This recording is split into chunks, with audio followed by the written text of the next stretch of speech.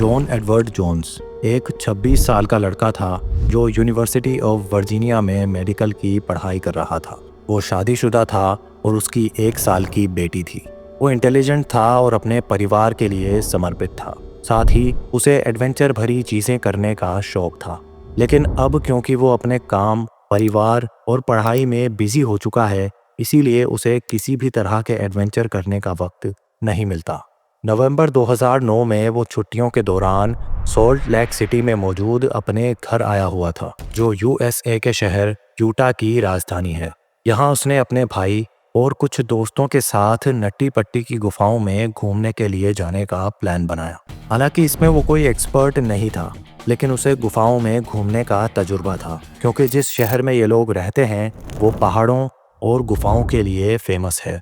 इसीलिए बचपन से ही जॉन और उसका भाई जोश अपने पिता के साथ गुफाओं को एक्सप्लोर करने जाया करते थे। नट्टी पट्टी की ट्रिप उसने अपने दोस्तों के साथ थोड़ा फन और एडवेंचर करने के इरादे से प्लान की थी, लेकिन उसे नहीं पता था कि यह ट्रिप उसकी ज़िंदगी को हमेशा के लिए बदल कर रख देगी। नट्टी पट्टी की गुफा एक बिगिनर्स केव मानी जाती है, यानी वो लोग जिन्हें गुफाओं में घूमने का तजुर्बा नहीं है वो भी इस गुफा में जा सकते थे। लेकिन इसकी एक लिमिट थी, क्योंकि ज़्यादा अंदर जाने पर गुफा के रास्ते सकड़े होते जाते थे, जहां फंसने का खतरा बढ़ जाता था।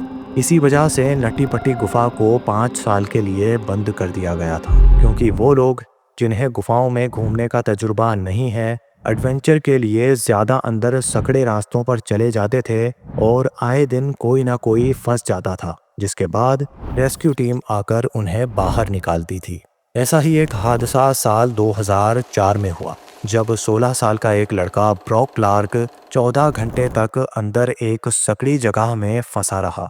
इन्हीं बढ़ते हादसों को देखते हुए नट्टी पट्टी गुफा को 2004 में बंद कर दिया गया था, लेकिन केविंग कम्युनिटी का दबाव बढ़ने से साल 2009 में इसे फिर से खोल दिया गया। लेकिन इस बार इसमें जाने के लिए नई गाइडलाइंस रखी गई, जिसके मुताबिक हर ग्रुप के साथ कम से कम 2 ऐसे लोग होने चाहिए जिन्हें गुफाओं में घूमने का अच्छा खासा तजुर्बा हो। जॉन का भाई जोश इन गाइडलाइंस को फॉलो करते हुए गुफा में जाने का परमिट ले लेता है, जिसके बाद 24 नवंबर 2009 को इनका ग्रुप नट्टी पट्टी गुफा में दाखिल होता है, जिनमें जॉन और जोश को मिलाकर पूरे 11 लोग हैं।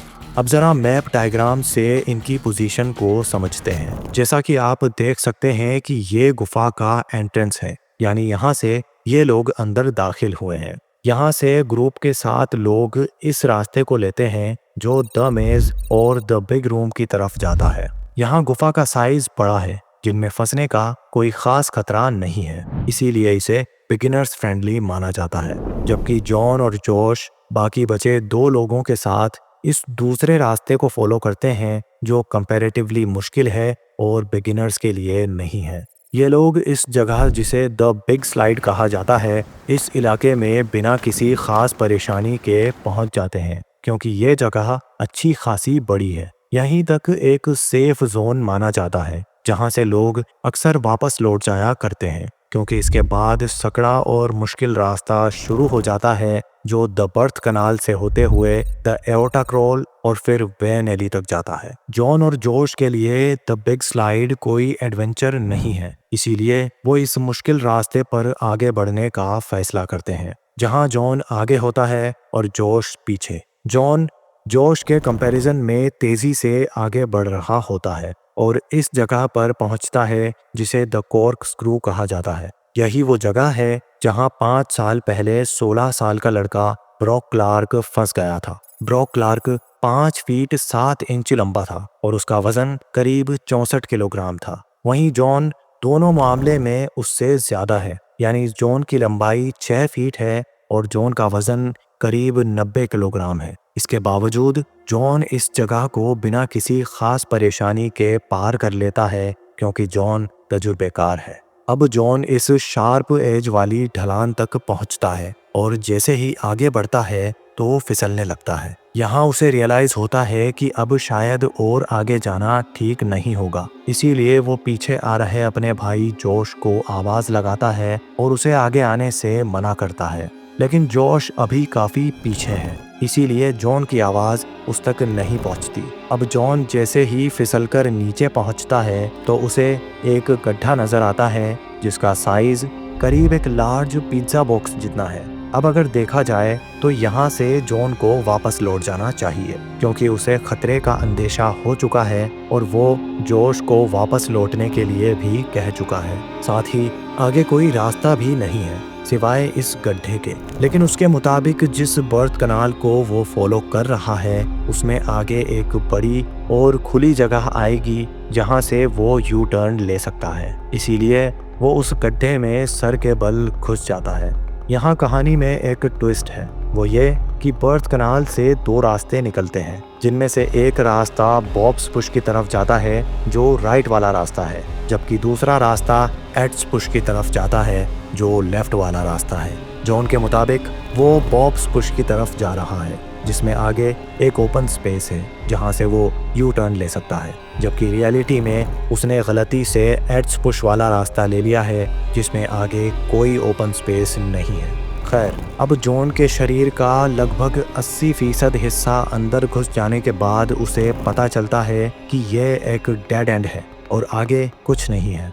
फिर जॉन गड्ढे से निकलने की बहुत कोशिश करता है लेकिन जल्दी ही उसे रियलाइज़ हो जाता है कि वो बिना मदद के बाहर नहीं निकल पाएगा। इसीलिए वो अपने भाई जोश को आवाज़ लगाता है, लेकिन जब कोई रिस्पॉन्स नहीं आता तो वो सोचता है कि शायद जोश वापस लौट चुका है, जबकि जोश इस दौरान कॉर्क स्क्रू एरिया पार कर रहा होता है। यहाँ जोश आगे का मुश्किल रास्ता देखकर अपने दिमाग का इस्तेमाल करता है। वो जॉन की तरह अपना सर आगे करके नहीं रेंगता बल्कि अपने पैर आगे और सर पीछे करके रेंगता है। अक्सर केवर्स ऐसा ही करते हैं। जब भी किसी अनजानी गुफा या गड्ढे में घुसना हो तो वो अपने पैरों को आगे रखते हैं ताकि अगर कोई परेशानी हो तो वापस आसानी से लौटा जा सके। खैर, जोश कुछ ही देर में जॉन के पास पहुंच जाता है और उसे अपने पैरों से ऊपर उठाने की कोशिश करता है, लेकिन इससे कुछ फायदा नहीं होता। कुछ देर कोशिश करने के बाद दोनों को समझ आ जाता है कि बिना प्रोफेशनल्स की हेल्प के जॉन को बाहर नहीं निकाला जा सकता। इसीलिए जोश फौरन बाहर निकलता है और मदद बुलाने के लिए फ़ोन कर देता है और इमरजेंसी को ध्यान में रखते हुए कुछ ही देर में रेस्क्यू टीम यहाँ पहुँच जाती है। फिर सबसे पहले सूजी मटोला नाम की एक रेस्क्यूअर को अंदर भेजा जाता है और क्योंकि सूजी की लंबाई 5 फीट 3 इंच है इसीलिए वो कॉर्क स्क्रू एरिया को जल्दी ही पार कर लेती है। सूजी जॉन के पास पहुंचकर उसे भरोसा दिलाती है कि उसे जल्दी ही बाहर निकाल लिया जाएगा।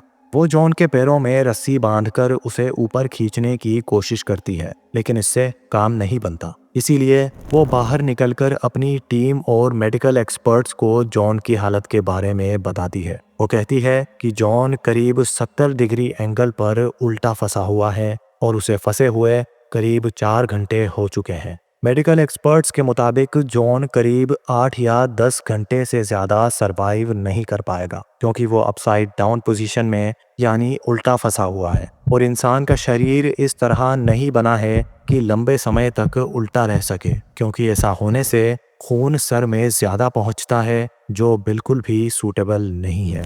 खैर, अब कुछ देर बातचीत करने के बाद रेस्क्यू टीम इस नतीजे पर पहुंचती है कि जॉन को बाहर खींचने के लिए गुफा में पुलिस लगाई जाएंगी और फौरन पुलिस लगाने का काम शुरू होता है। इस दौरान रायन नाम का एक रेस्क्यूअर जॉन के पास रहकर उससे बातचीत करता है और उसे रिलैक्स रखने की कोशिश करता है। साथ ही एक वायर्ड टेलीकॉम सिस्टम से जॉन की बात उसकी वाइफ से करवाई जाती है ताकि जॉन की वाइफ उसे कॉन्फिडेंस दे सके।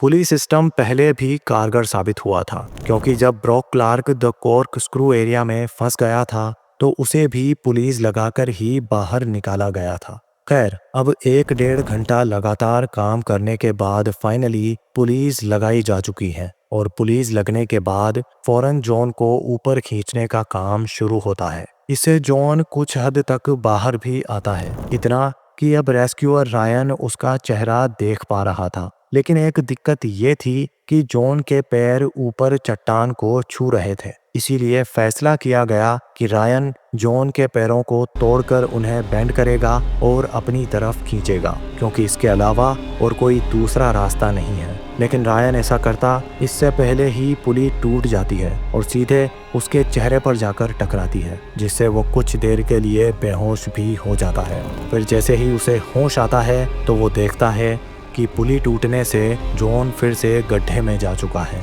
साथ ही पुली लगने से रायन की नाक बुरी तरह जख्मी हो चुकी है, इसीलिए उसे फौरन बाहर निकलकर मेडिकल ट्रीटमेंट लेना पड़ता है। इसके बाद पुली को दोबारा लगाया जाता है, जिसमें करीब 1 घंटा लग जाता है। और जब तक पुली लगाई जा रही है तो इस दौरान जख्मी हो चुके रेस्क्यूअर के फादर, जिनका नाम डेव है, वो जॉन के पास जाते हैं। वो जॉन से बात करने की कोशिश करते हैं, लेकिन जॉन कोई जवाब नहीं देता। उन्हें लगता है कि जॉन शायद बेहोश हो चुका है। डेव करीब 15 मिनट तक जॉन के पास रुकते हैं, लेकिन फिर उन्हें घुटन होने लगती है, इसीलिए उन्हें बाहर निकलना पड़ता है। और उनकी जगह लेता है एक दूसरा रेस्क्यूअर, जिसका नाम ब्रेंडन है। ब्रेंडन जॉन से बात करता है और उसे होश में लाने की कोशिश करता है, लेकिन ब्रेंडन देख सकता है कि जॉन अब कोई हरकत नहीं कर रहा है। कुछ देर कोशिश करने के बाद ब्रेंडन ये खबर अपनी टीम को देता है,